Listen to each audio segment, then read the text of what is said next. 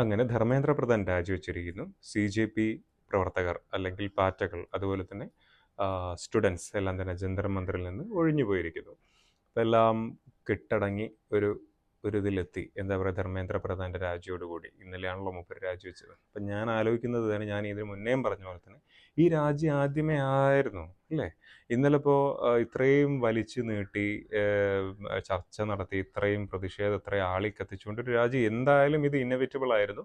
അത് രാജിയിലേക്ക് എത്തിച്ചു. എന്തൊക്കെയാണ് അവിടെ നടന്നത് ഈ ഒരു സംഭവത്തിനിടെ? അതിലൂടെ ആൾക്കാർ, മറ്റുള്ള രാഷ്ട്രീയ പാർട്ടികളും അതുപോലെ തന്നെ ചില നിക്ഷിപ്ത താല്പര്യക്കാരും ഈ ഒരു പ്രതിഷേധത്തിനെ വേറൊരു തലത്തിലേക്ക് കൊണ്ട് അത് മുതലെടുക്കാൻ വരെ ശ്രമിച്ചു. ഇന്ത്യക്കെതിരെ പോലുമുള്ള ഇന്ത്യയുടെ ആ ഒരു അഖണ്ഡതയ്ക്കൊക്കെ എതിരായിട്ടുള്ള മുദ്രാവാക്യങ്ങളിലേക്ക് വരെ ഏകദേശം എത്തുന്ന രീതിയിലേക്ക് കാര്യങ്ങൾ മാറുകയായിരുന്നു.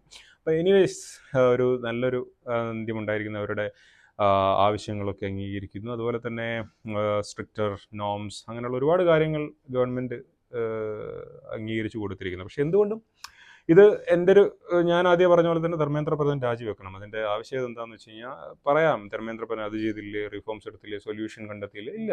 സൊല്യൂഷൻ ഇങ്ങനത്തെ ഇത്രയും കുട്ടികളുടെ മരണവും ഒഴിവാക്കാമായിരുന്നു.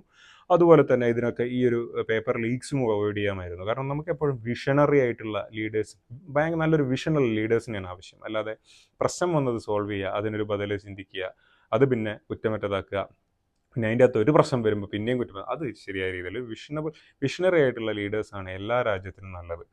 അപ്പോൾ ഉത്തരവാദിത്തം ധർമ്മേന്ദ്ര പ്രധാനൻ്റെ തന്നെയാണ്.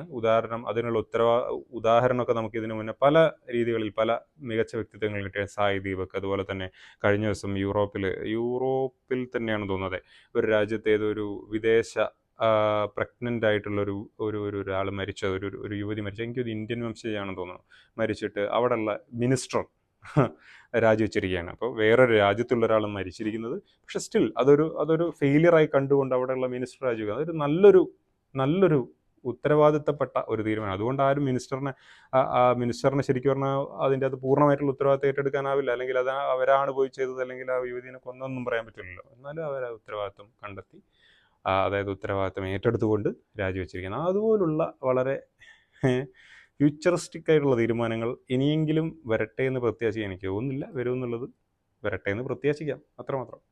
ബൈ.